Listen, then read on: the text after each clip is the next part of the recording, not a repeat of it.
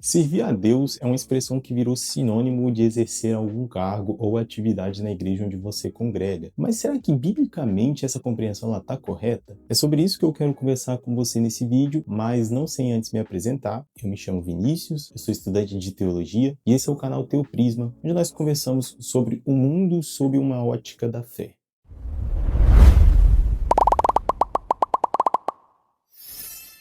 Esses dias eu estava na escola bíblica dominical, lá da minha igreja, e eu ouvi uma irmã dizendo algo do tipo assim: e tem pessoas que não se importam em servir a Deus, não levam a sério a participação nas reuniões, nos cultos e etc, e etc. E aí eu pensei, poxa, mas o que é automático quando a gente fala de ir à igreja e participar das programações? A gente quase sempre inclui a expressão de servir a Deus na mesma frase. E eu confesso que, de uns tempos para cá, isso começou a me incomodar um pouco, porque a própria Bíblia Sagrada me dá motivo para esse incômodo. Então, sendo bem direto, eu não acho correto restringir o serviço a Deus ao ato de fazer tarefas dentro de um templo, porque a Bíblia nos ensina que servir a Deus é um estilo de vida integral, e esse estilo de vida envolve o seu trabalho, as suas relações humanas, a sua integridade, o modo como que você cuida do próximo, né? E por aí vai, isso é uma série de coisas. Então, a ideia de que servir a Deus se resume a tocar no louvor, a limpar a igreja, a dar aula na escola bíblica dominical é um reducionismo. Mas essa associação automática que nós fazemos, ela não acontece por acaso, né? Existem algumas razões históricas e eu diria que até culturais por trás disso, mas que essas razões elas não necessariamente vão refletir o texto bíblico, sabe? E aí você se pergunta, tá, mas então por que nós criamos essa associação? E eu diria que existem dois motivos principais que explicam o fato da maioria das pessoas pensar assim hoje, que são, o primeiro, a divisão entre o sagrado e secular, e segundo seria a necessidade institucional das igrejas. Mas vamos por partes. Primeiro, a questão da divisão entre o sagrado e o secular. E bom, ao longo dos séculos, criou-se a falsa ideia de que as coisas espirituais, como orar, ir à igreja, pregar, têm valor para Deus, enquanto que as coisas comuns, né, que seria trabalhar, estudar, lavar louça, ir na academia, são coisas neutras, né, ou sem valor espiritual. Acontece que a Bíblia ela não faz essa separação. E aí eu até endosso isso com a carta de Paulo aos Coríntios, quando ele diz: portanto, quer comais, quer bebais ou façais qualquer outra coisa, fazei tudo para a glória de Deus. Ou seja, comer e beber não são por si só atividades religiosas, mas elas podem ser feitas para a glória de Deus. Então a gente tem essa carta de Paulo a Coríntios que deixa isso bem claro. E aí você pensa, então Vinícius, lavar louça é uma atividade espiritual? E aí eu respondo, depende do que você quer dizer com espiritual, porque se você quer dizer uma atividade religiosa como orar ou pregar, a resposta é não. Até porque lavar louça não é um ato de culto, né? No mesmo sentido que a oração. Mas se você quer dizer uma atividade que pode ser realizada em comunhão com Deus, né? De acordo com a vontade de Deus e para a glória de Deus, então a resposta é sim. E Paulo deixa isso muito bem claro lá em Colossenses 3, versículo 23, quando ele diz: tudo quanto fizerdes, fazei-o de todo o coração, como para o Senhor. Ou seja, tudo o quanto fizerdes. Não é só ir ao culto, não é só o ato de orar, de pregar, é tudo. E aí nós temos também o outro motivo que eu havia mencionado, né, que é a questão da necessidade institucional das igrejas. E assim, o templo físico, ele precisa de estrutura, ele precisa de uma logística, ele precisa de voluntários, de pessoas envolvidas ali na obra do Senhor. E com o tempo, é muito comum que líderes meçam a fé de alguém pelo quanto ela se dedica às atividades do templo. E aí esse discurso ele é reproduzido de uma forma tão enfática, né, de uma forma tão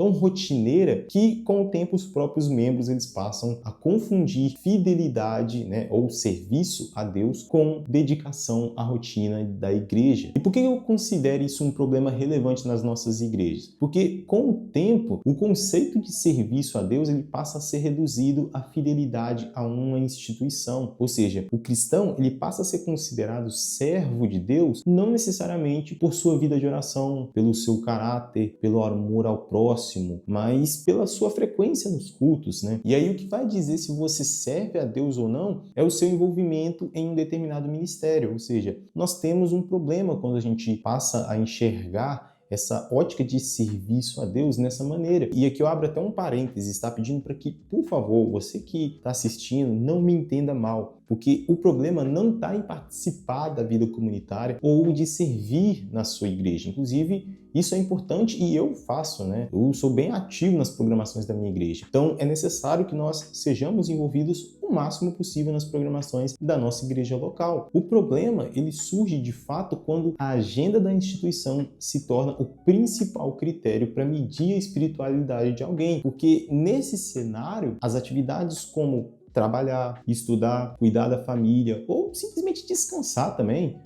Às vezes a gente só quer descansar, tirar ali um dia da semana de descanso. Nesse cenário, essas coisas que eu mencionei, elas podem ser vistas como menos espirituais, como menos importantes. E eu diria que em alguns casos até passam a ser demonizadas, né? Principalmente a questão do estudo. Inclusive eu já até gravei um vídeo falando sobre o anti-intelectualismo, né? Tem muitas igrejas que demonizam o conhecimento, as universidades passam a enxergar um jovem que está estudando, seja ele teologia ou qualquer outra disciplina, passa a enxergar esse jovem de uma maneira um pouco mais preconceituosa. Então existe esse olhar, às vezes um pouco preconceituoso dentro da igreja. E em contrapartida, a pessoa que está ali constantemente ocupada com as demandas do prédio, né, da igreja, ela passa a ser tratada como sinônimo de servir a Deus. E aqui eu não vou nem entrar no mérito de que algumas dessas pessoas só fazem isso para cumprir ali um vazio existencial em razão de uma falta de tarefas na sua rotina diária, porque tem muita gente que usa a igreja para mascarar a sua própria solidão. A quantidade de jovens que tem, por exemplo, que vive na igreja de segunda a segunda, mas que não se preocupa em fazer um cursinho, não se preocupa em estudar, não se preocupa em concluir a faculdade, não se preocupa em procurar um emprego.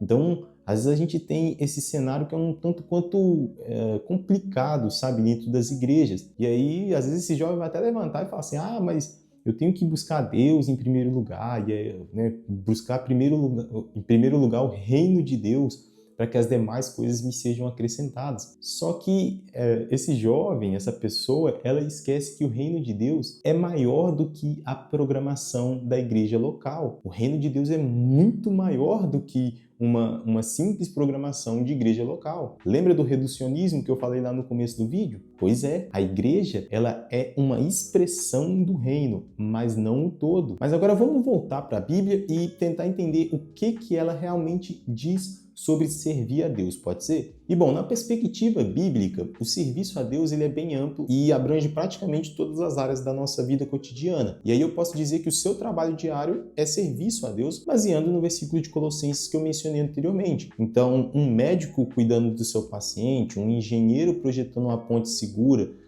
um padeiro fazendo aquele pãozinho quentinho de manhã, sabe?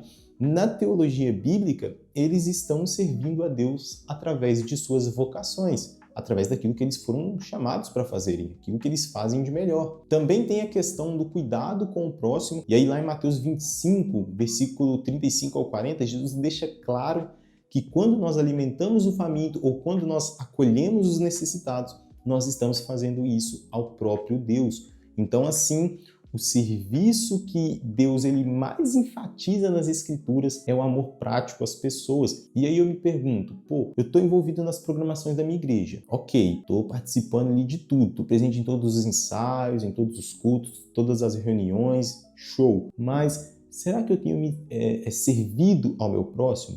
Será que eu me preocupo em visitar uma senhorinha da igreja, em levar um alimento para um morador de rua, em acolher uma criança carente?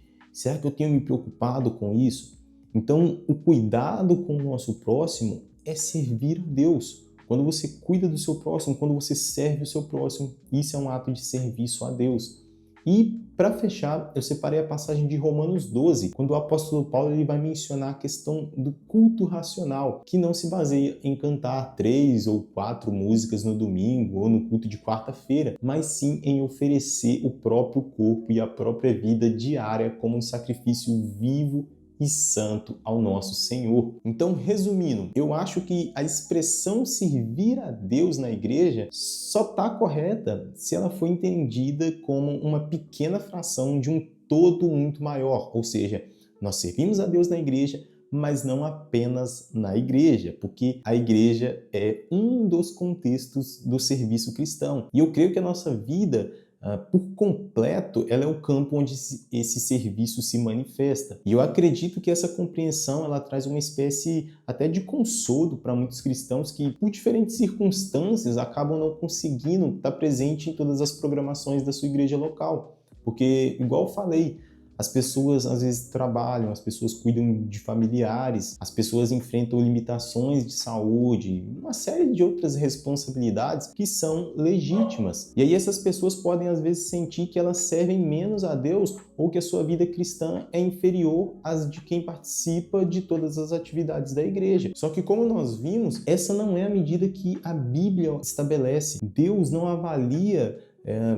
nos avalia pela quantidade de reuniões frequentadas, mas sim pela nossa fidelidade a Ele em todas as áreas das nossas vidas. E aqui eu volto a repetir que a comunhão da igreja é indispensável. O texto de Hebreus deixa isso muito bem claro para nós. Então, nós devemos sim valorizar isso sempre e buscar, né, essa comunhão diária ali com a igreja. Só que tendo sempre em mente que participar de todas as programações não te torna um servo de maior ou menor tamanho diante de Deus. E aí eu concluo afirmando que o verdadeiro serviço a Deus, ele não se limita ao templo e nem ao calendário da sua igreja. Ele se estende por toda a sua vida, onde quer que você esteja. Mas e você? O que você acha disso? Eu queria muito saber a sua opinião, se você pensa diferente, você tem liberdade para comentar aqui embaixo, né? Eu até estendo o convite para que você se inscreva aqui no canal. Nós temos pouco mais de 20 inscritos, então o canal ainda está engatinhando e nesse caso toda ajuda é muito bem-vinda. Então se inscreve aí, é de graça, com um clique rapidinho e aí você vai estar falando para o algoritmo que você gosta desse tipo de conteúdo. Então se inscreve aí para ajudar o canal a crescer, deixa o joinha se você tiver curtido desse vídeo e deixa a sua opinião aqui nos comentários, beleza? Obrigado para você que assistiu até aqui. Até o próximo vídeo. Fui!